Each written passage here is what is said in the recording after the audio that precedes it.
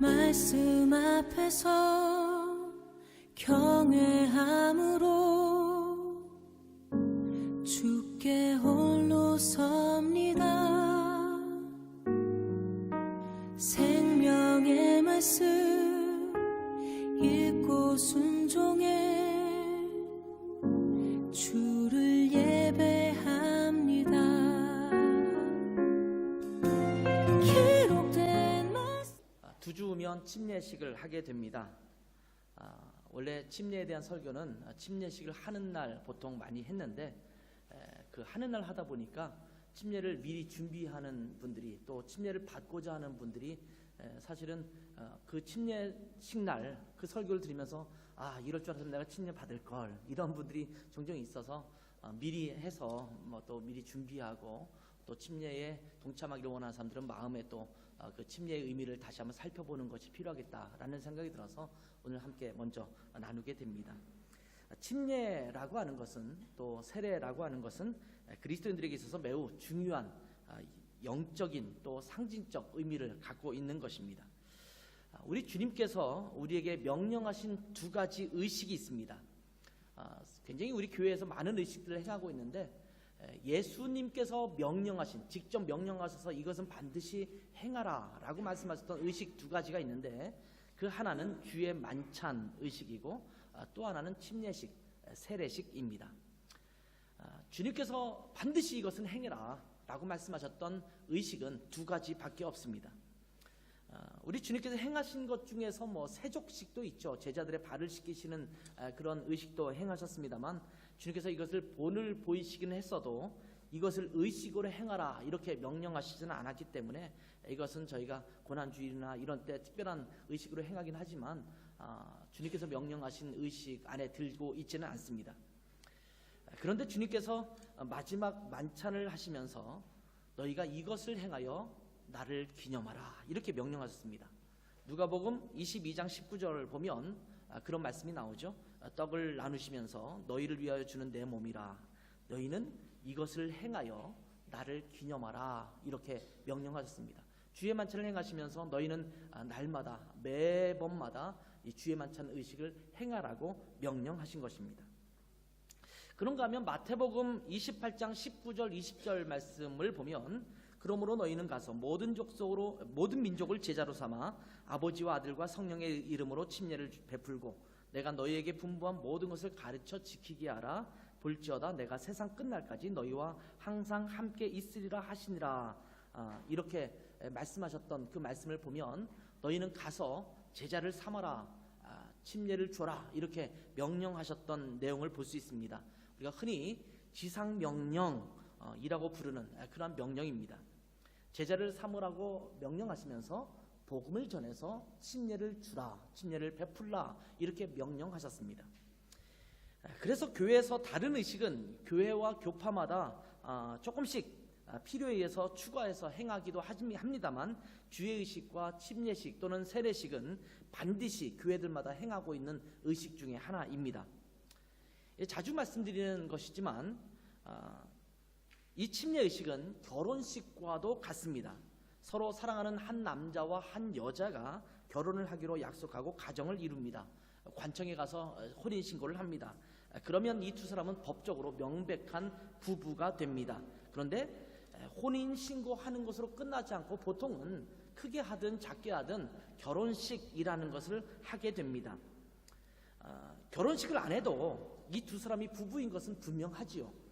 그렇지만 이렇게 결혼식을 하는 이유가 무엇이겠습니까? 이 두 사람이 결혼해서 부부가 되었음을, 한 가정을 이루었음을 공개적으로 선포하는 의식, 이것이 바로 결혼식입니다. 마찬가지로 한 사람이 예수 그리스도를 구세주와 주님으로 받아들이고 구원을 받았다면 분명히 이 사람은 하나님의 자녀가 된 사람입니다. 구원받은 그리스도인이 된 것입니다. 그러나 교회 공동체 안에서 자기 자신이 구원받은 하나님의 자녀가 되었다라는 것을 공개적으로 선포하는 것이 또한 필요하지요. 그래서 침례식, 세례식을 통해서 자기 자신이 예수 그리스도를 구세주와 주님으로 받아들인 하나님의 자녀인 것을 공개적으로 선포하는 것, 이것이 바로 침례이고 세례입니다. 자, 이 침례나 세례를 받는 데 있어서 이것을 왜 우리가 받는가? 무슨 의미가 있는가, 이것을 좀 오늘은 함께 살펴보기를 원하는데, 이 침례라는 의식이라는 것은 거듭난 그리스도인들이 예수 그리스도의 죽으심과 부활하심에 동참한다라는 의미를 갖고 있습니다. 내가 그리스도와 함께 죽었습니다. 그리고 주님이 부활하신 것처럼 나도 부활한 자입니다. 그것에 나도 동일하게 동참한 자입니다. 이런 의미로 침례 의식을 행하는 것입니다. 오늘 본문 말씀 12절 말씀 보면 이렇게 말씀하고 있습니다. 너희가 침례로 그리스도와 함께 장사되고 또 죽은 자들 가운데서 그를 일으키신 하나님의 역사를 믿음으로 말미암아 그 안에서 함께 일으키심을 받았느니라. 이렇게 기록하고 있죠. 침례로 인해서 그리스도와 함께 장사되었고 죽은 자들 가운데서 예수님께서 부활하신 것처럼 우리도 그리스도 안에서 일으키심을 받았다. 이렇게 기록하고 있습니다.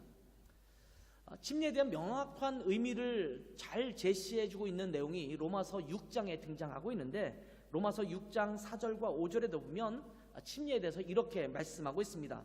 그러므로 우리가 그의 죽으심과 합하여 침례를 받음으로 그와 함께 장사되었나니 이는 아버지의 영광으로 말미암아 그리스도를 죽은 자 가운데서 살리심과 같이 우리로 또한 새 생명 가운데서 행하게 하려 함이라. 만일 우리가 그의 죽으심과 같은 모양으로 연합한 자가 되었으면 또한 그의 부활과 같은 모양으로 연합한 자도 되리라. 이렇게 말씀하고 있습니다. 침례를 받는 것이 보통 물속에 들어갔다가 나오는 것 아니겠습니까? 마치 주님께서 죽으신 것처럼 우리는 물속에 장사되었다, 죽었다. 그리고 예수께서 부활하신 것처럼 물속에서 다시 나와서 새로운 생명을 가진 자로 다시 부활한 자가 되었다. 그리스도와 함께 우리는 죽고 다시 산 자가 되었다 라는 것이 바로 침례의 의미다. 원래 그것의 의미는 이렇다. 이렇게 바울 사도가 이야기해주고 있는 겁니다. 그렇기 때문에 침례는 십자가의 복음과 떼려야 뗄 수 없는 관계입니다. 침례는 단순히 죄를 씻어버린다라는 의미에서 끝나지 않습니다. 아예 우리가 죄에서 죽었다라는 사실을 상징적으로 보여주고 있습니다. 물속에 들어갈 때 우리는 죄에 대해서 죽었음을 보여주는 것입니다. 나는 이제 더 이상 죄에 대해서 반응하지 않습니다. 죄와 관계없는 자입니다. 내가 예전에는 죄의 종으로 살았지만 이제는 죄에 대해서 우리는 완전히 죽은 자인 것입니다 라는 것을 선포하는 것입니다. 그래서 예수님께서 십자가에 달려 죽으신 것처럼 우리는 물속에 들어가면서 죽었다라는 것을 상징합니다. 그리고 예수님께서 무덤에 사흘 동안 계셨던 것처럼 우리는 물속에 있으면서 장사 지냈다. 이렇게 표현하고 있습니다. 그리고 물속에서 다시 나오면서 그리스도께서 부활하신 것처럼 하나님께 대하여 살아있는 자로 다시 부활하는 것을 보여주는 것입니다. 그러니 이 침례 의식 자체는 예수 그리스도께서 십자가에서 우리 죄를 위해서 죽으시고 장사된 지 사흘 만에 다시 부활하신 구원의 과정을 전체적으로 보여주고 있는 그러한 의식이 될 수 있습니다. 그래서 침례를 할 때마다 우리는 무엇을 보냐면 예수님께서 우리를 위해서 죽으셨구나. 그분께서 무덤 속에 3일 동안 계셨구나. 그리고 예수님께서 그곳에 영원히 계시지 아니하고 부활하셔서 영원한 생명을 우리 가운데 주셨구나. 아, 맞아. 예수님께서 그렇게 돌아가셨고 그렇게 부활하셨지. 그리고 내가 죄에 대해서 그렇게 죽고 다시 산 자가 되었지. 이것을 상징적으로 그림처럼 우리 가운데 고스란히 보여주는 것이 바로 침례 의식인 것입니다. 침례라는 것은 침례 의식 자체가 그렇게 중요하지는 않습니다. 그 의미가 정말 중요한 것이지 침례를 받았느냐 안 받았느냐 침례 자체가 중요하지 않습니다. 다시 말해서 침례를 받았다고 해서 구원받는 것은 아닙니다. 구원받은 사람은 침례를 받지 않아도 세례를 받지 않아도 구원받은 사람입니다. 마치 결혼한 사람이 혼인신고를 혹시 안 했다 치더라도 아니면 그 사람이 혼인신고를 하고 결혼식을 하지 않았다 하더라도 그 사람이 부부인 것이 분명하듯이 예수 그리스도를 구세주와 주님으로 받아들인 자는 다 구원받은 하나님의 자녀입니다. 그러나 그 침례식을 통해서 우리가 하나님의 자녀인 것을 사회적으로 선포하는 것입니다. 바울 사도도 고린도전서 1장 17절에 이렇게 이야기합니다. 그리스도께서 나를 보내심은 침례를 베풀게 하려 하심이 아니요 오직 복음을 전하게 하려 하심이로되 말의 지혜로 하지 아니함은 그리스도의 십자가가 헛되지 않게 하려 함이라. 이렇게 말씀하고 있습니다. 그 당시 고린도 교회 성도들 중에서는 내가 누구에게 침례를 받았느냐에 따라서 계파를 형성하는 그런 분위기가 있었습니다. 나는 아볼로에게 침례를 받았다. 이 누구에게가 침례를 받았다라는 말은 그 당시에 무슨 말이냐면 그 사람에게 복음을 들었다라는 말입니다. 보통 그 당시에는 복음을 들으면 그 사람이 일반적으로 그 자리에서 곧바로 침례를 주는 경우가 많았습니다. 특별히 사도들이나 또한 예수님의 제자들이 복음을 전할 때는 곧바로 그 일들이 이루어졌습니다. 그렇기 때문에 누구에게인가 침례를 받았다라는 말은 그 사람이 나에게 복음을 전한 사람이고 그 사람으로 인해서 예수님을 믿었다라는 말이거든요. 그러니까 그 사람이 나에게 예수 그리스도를 전해준 사람으로서, 내 스승으로서, 또 내게 말씀을 가르쳐주는 자로서 굉장히 중요한 의미를 갖게 됐죠.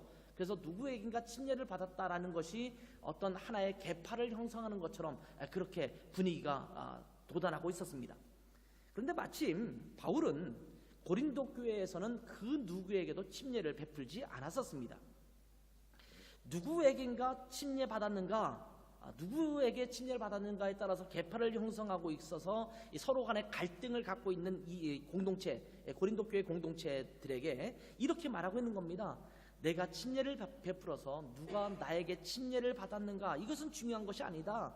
중요한 것은 침례 의식이 아니라 그리스도의 십자가의 복음이 더욱 중요한 거다. 그 십자가의 복음 때문에 우리가 침례에 순종하는 것이지 침례 자체가 중요한 것은 아니다. 이렇게 말하고 있는 거예요. 복음이 분명하게 드러나는 것이 무엇보다도 중요하다라는 겁니다. 복음은 어느새 망각해버리고 그저 침례받는 의식만 남아있는 이들에게 경고를 주고 있는 것입니다. 여러분은 언제 침례 받으셨습니까? 여러분은 언제 세례를 받으셨습니까? 그때를 기억하십니까? 혹시 그때 침례를 받으면서, 세례를 받으면서 그리스도가 나를 위해서 십자가에 돌아가시고 또 내가 그분과 더불어서 죄에 대해서 죽은 자로 완전히 이제는 나는 죽은 자인 것을 선포하고 내가 그리스도의 부활과 함께 영광스럽게 하나님의 자녀로 다시 태어난 것들을 감격해 하는 그런 감격 속에 그 침례의식 또 세례의식에 임했었습니까? 때로는 언제 침례 받았냐라고 물을 때 어떤 분들은 글쎄 언제 받았는데 누구에게 받았습니까?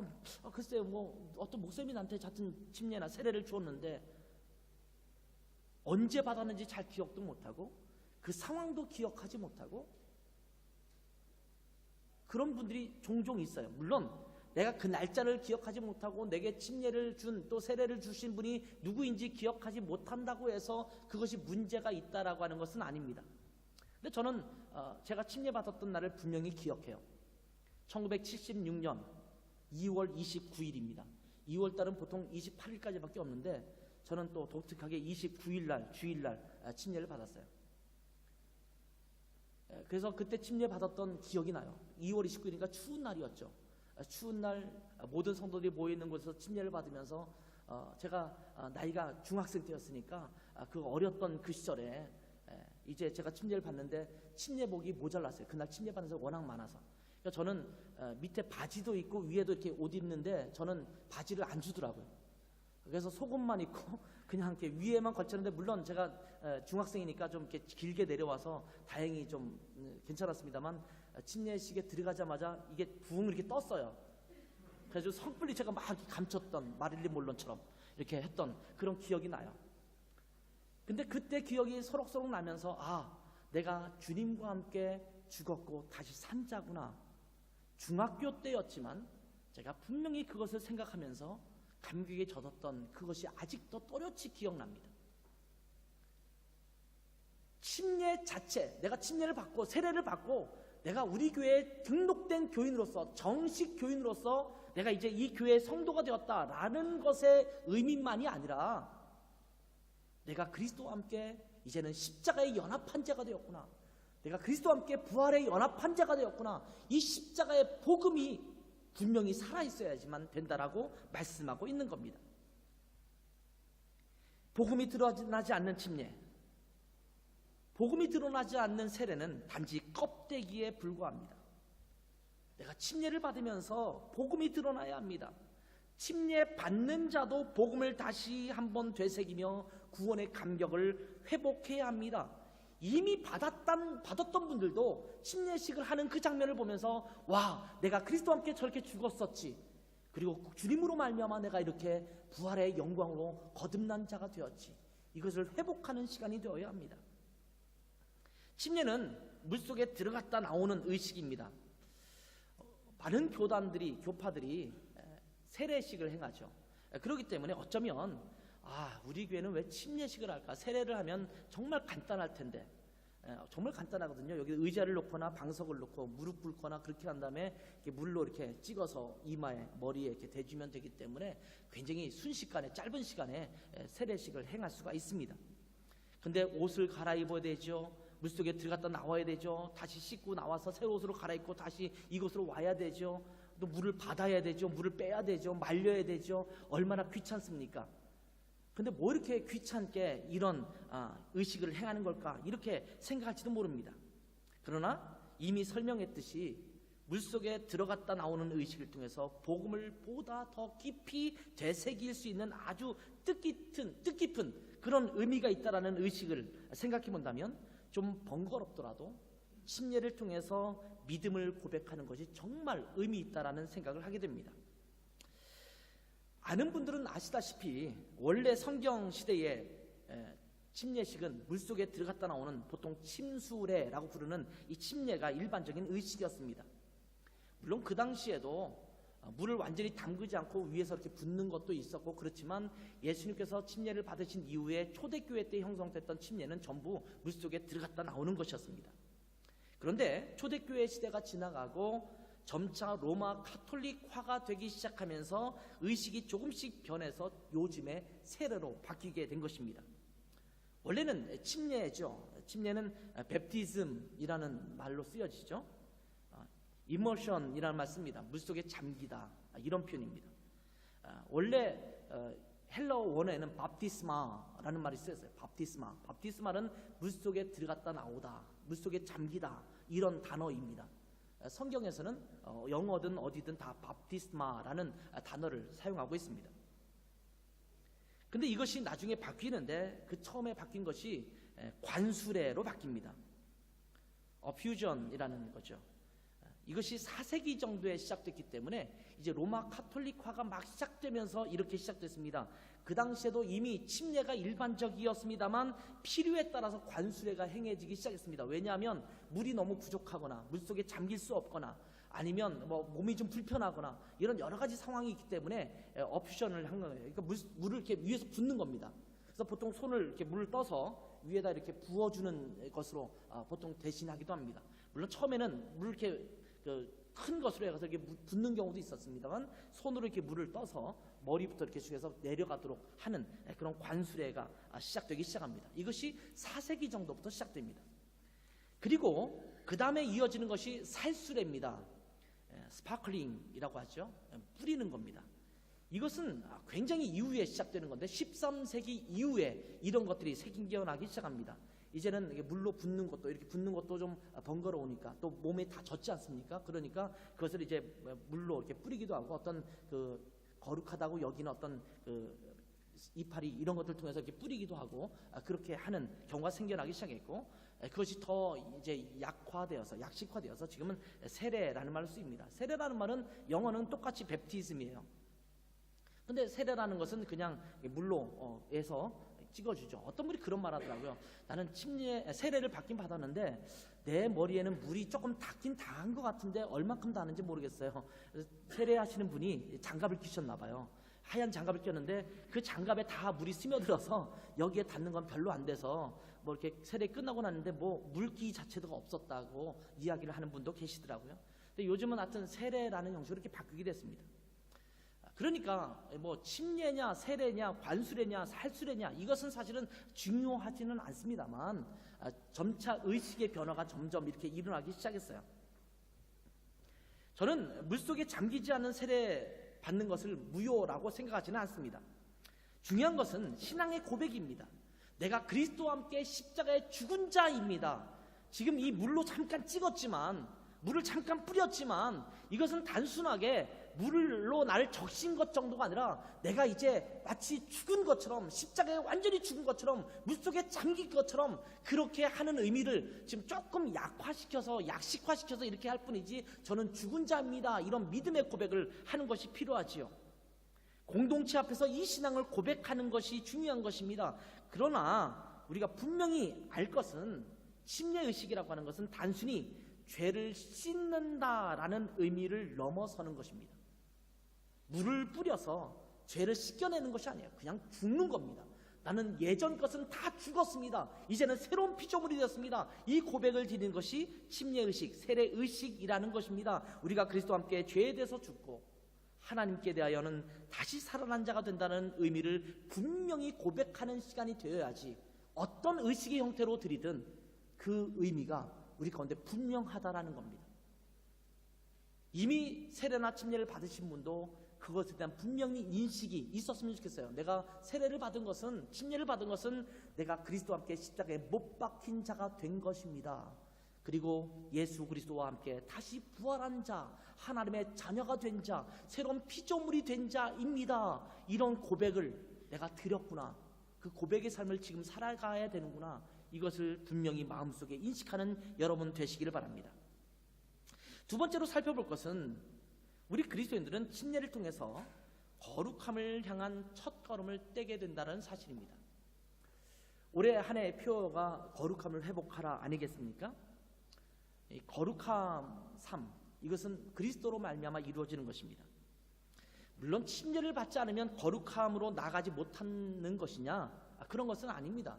침례를 받지 않아도 예수 그리스도로 말미암아 거듭난 자들은 거룩함을 향해서 나아가는 것입니다. 그러나 성경을 보면 그리스도인이 되었는데 침례를 받지 않는 경우는 그 어느 곳에서도 등장하지 않습니다. 구원을 받으면 당연히 침례를 받는 것으로 이어졌습니다. 말씀드렸다시피 이것은 우리 주님께서도 명령하신 것이기 때문에 초대교회 때부터 아주 자연스러운 수순이었습니다. 그래서 침례를 받았다라는 말은 그리스도인이 되었다라는 말과 동일시 되기도 했습니다. 그리스도인이 되면 곧바로 침례를 받는 것으로 그 믿음을 확증했기 때문입니다.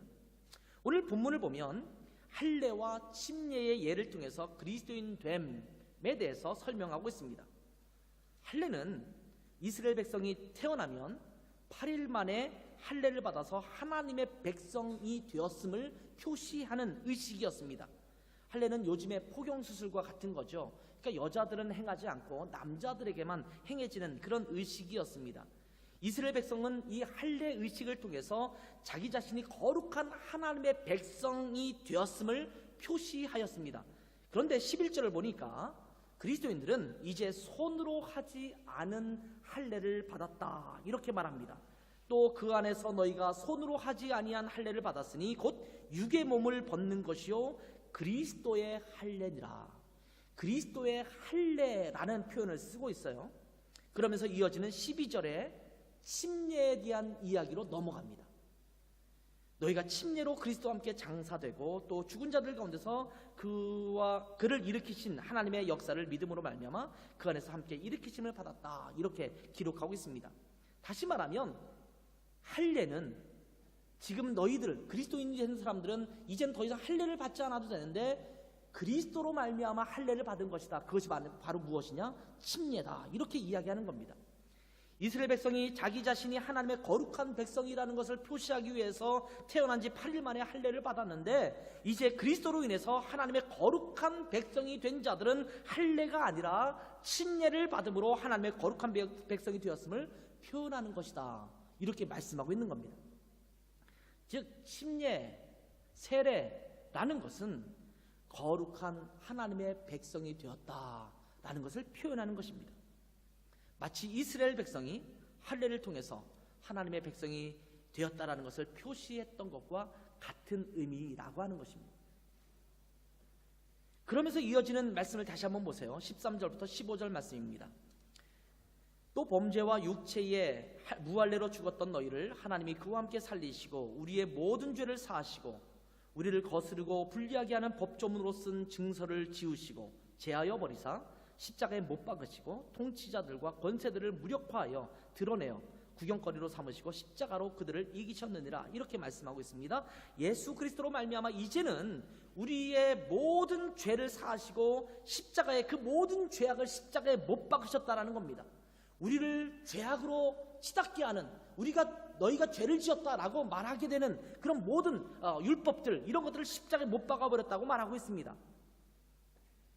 우리를 죄악으로 이끌어가는 모든 통치자들과 권세들을 무력화시켜서 십자가로 승리하셨다, 이렇게 말씀하고 있습니다. 즉 우리는 예수 그리스도의 십자가의 복음으로 인해서 이제는 죄악에 속한 자가 아니라 그리스도 안에서 새로운 승리를 가진 자로 살아가게 되었다라고 말씀하시는 것입니다. 그리고 이 모든 것을 외적으로 표현하는 의식이 무엇이냐? 이것이 바로 침례라는 말씀입니다. 갈라디아서 3장 27절을 보면 이렇게 기록합니다.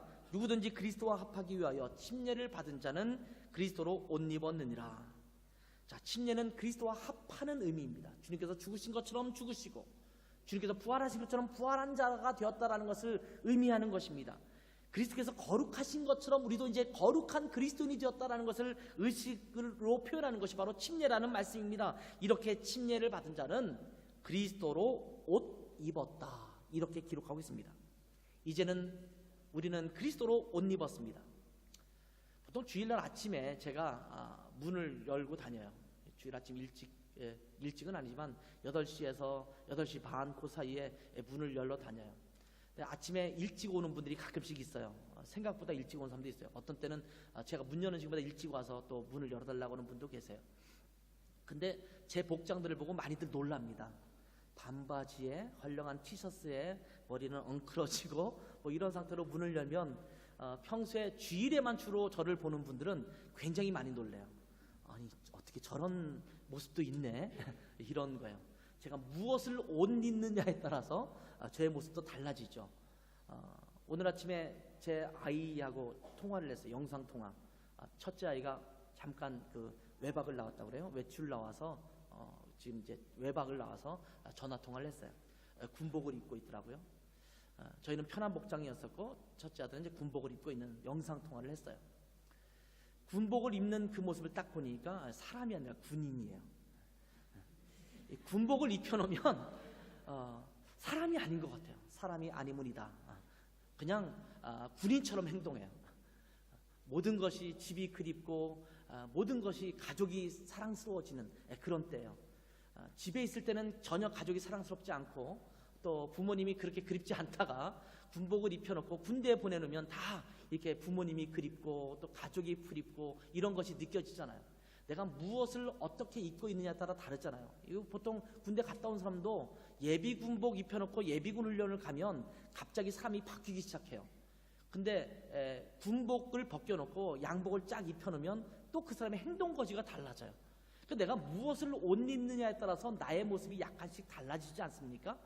그런데 주님께서는 우리에게 뭐라고 말씀하시냐면 너희가 침례를 받음으로 그리스도와 함께 합한 자는 그리스도로 옷 입었다, 이렇게 말씀하고 있는 거예요. 여러분이 길거리를 지나갈 때 사람들은 여러분을 보면서 주님을 보고 있어요. 저 사람 그리스도로 옷 입었네? 그냥 그 사람이 지나가는데 향기가 풍겨요. 저 사람에게 그리스도 냄새가 나. 그 사람이 말하고 행동하는데 여러분에게서 그리스도가 자꾸 비춰와요. 오늘 제 아들이 제 아내와 먼저 통화하면서 굉장히 제 아내한테 기분 나쁜 얘기를 한 것 같아요. 그랬더니 아니야, 네가 이 전화로 봐서 그런 거지 실제는 안 그래. 뭐 자꾸 얘기하는 소리가 돼서 무슨 얘기하나. 그래서 가보니까 제 아들이 뭐라고 얘기했냐면 그게 기분 나쁜 얘기였대요. 아빠랑 많이 닮아져가요. 그게 왜 기분 나쁜 건지 모르겠습니다만 부부는 원래 닮아가는 거잖아요. 그런데 엄마의 모습에서 아빠의 모습을 보는 거잖아요. 우리 아이들도 굉장히 싫어하는 말이 있어요. 너 아빠 정말 많이 닮았다. 이런 말을 왜 싫어하는지 모르겠지만 별로 좋아하지는 않는 것 같아요. 이렇게 제가 느낌상 겉으로는 이렇게 안 표현하려고 하는데 그 이면에 있는 걸 보면 뭐 약간은 기분 나쁜 표정이 이렇게 묻어나는 것 같아요. 그것이 이제 아들의 모습이잖아요. 근데 사실은 아들 속에서 그 모습이 드러나지 않습니까? 내가 아무리 감추려고 해도 제 모습 속에서 저의 부모님의 모습이 어떤 때는 묻어나기도 하지 않습니까? 우리가 무엇을 하든지 간에 우리의 모습에서 무엇이 나타나냐면 그리스도가 나타나요. 왜? 우리가 그리스도로 옷 입었기 때문에. 그리스도의 거룩함이 우리를 통해서 드러나기 시작했다라는 겁니다. 그런데 갈라디아에서는 너희가 침례를 통하여 그리스도와 합한 자가 된 자들은 그리스도로 옷 입었다, 이렇게 말하고 있는 거예요. 내가 침례를 받는 것을 통해서 그리스도의 거룩함의 첫걸음을 떼기 시작했다라는 겁니다. 그런 의미에서 침례는 그리스도인의 거룩한 삶으로 나아가게 하는 첫걸음이 되기도 합니다. 침례를 받음으로 주님의 죽으심과 부활에 동참해서 이제는 하나님의 거룩한 백성으로 살아가겠다라고 하는 공적인 고백을 통해서 거룩함으로 이제는 나아가는 것입니다. 침례를 통해서 이 고백을 공적으로 나누었을 때 비로소 하나님의 백성으로서의 공개적인 발걸음을 옮기는 것입니다. 거룩한 삶. 어쩌면 침례가 대수가 아니지 않냐라고 말할지 모르지만 그 침례를 통해서 우리는 거룩한 삶에, 성도로서의 삶에 온전한 시작을 하게 되는 것입니다. 그렇기 때문에 침례는 가능한 한 빨리 받아야 합니다. 그러니까 침례를 자꾸 미루시는 분이 계세요. 거듭난 것은 분명한데 나중에 받을래요. 그러나 침례는 가능한 한 빨리 받으시기 바랍니다. 결혼식이 서로 사랑하는 한 남자와 한 여자의 공식적인 첫 출발을 선포하는 것처럼 말씀드렸다시피 침례식도 구원받은 한 사람이 신앙생활의 첫 걸음을 시작했음을 선포하는 것이기도 합니다. 그렇기 때문에 침례는 구원받은 이후에 가능한 한 빨리 받는 것이 좋습니다. 결혼식도 사정에 의해서 가정을 이룬 후에 한참 후에 하는 경우도 있습니다. 예전에 우리나라가 전쟁으로 인해서 혼란스러웠던 시절에는 결혼식을 하지 못하고 혼인신고만 하고 살아가는 부부들이 꽤 많았습니다.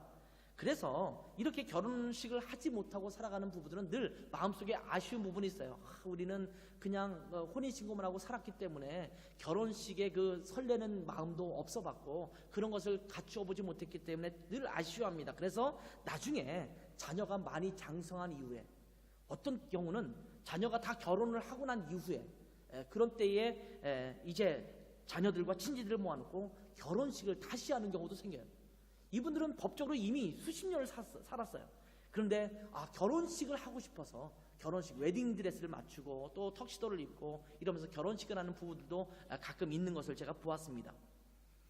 그런 것처럼 결혼한 부부도 결혼식을 좀 미룰 수는 있을지 모르겠죠. 침례식도 여러 이유 때문에 미룰 수 있을지도 모릅니다. 그러나 침례를 굳이 미룰 필요가 없습니다. 자기 자신이 신앙생활하고 있는 그 지역에 교회가 없거나 아니면 침례를 또는 세례를 받을 수 있는 상황이 전혀 되지 않거나 아니면 교회가 있긴 있는데 여러 가지 이유 때문에 침례식이나 세례식을 하지 않거나 그렇다면 못 받을 수 있겠죠. 침례를 받기 어려운 여러 가지 이유가 있을 경우는 그럴 수 있을지 모르겠습니다만 가능한 한 침례는 빨리 받는 것이 좋습니다. 성경에 보면 침례를 미뤘던 예는 한 번도 등장하지 않습니다. 사도행전 22장에 보면 사도 바울이 예루살렘에 갔다가 천부장에게 잡혔을 때에 천부장과 사람들 앞에서 자기 자신의 무죄를 변명하는 그런 내용이 등장합니다. 그때 다메섹으로 가는 길에서 예수님을 만났던 사건, 그래서 내가 거듭나게 된 사건을 이야기하는 장면이 등장하게 되는데요. 그러면서 예수님을 만난 이후에 아나니아가 자기 자신 바울에게 했던 이야기를 인용해서 이런 말을 합니다. 사도행전 22장 16절 말씀입니다. 이제는 왜 주저하느냐? 일어나 주의 이름을 불러 침례를 받고 너의 죄를 씻으라 하더라. 아나니아가 이제 지금 그 바울에게 하는 이야기입니다. 하나님이 너를 불러서 이방인을 위해서 사용하려고 하시니까 주저하지 말고 이제는 순종해서 침례받고 빨리 그 사역을 감당하라 라고 말하고 있는 것입니다. 침례는 예수를 믿고 거듭난 이후에 일정한 시간이 지나야 받는 것이 아닙니다. 어떤 분들은 이제 침례 받아야지 구원받았으니까 아직도 믿음이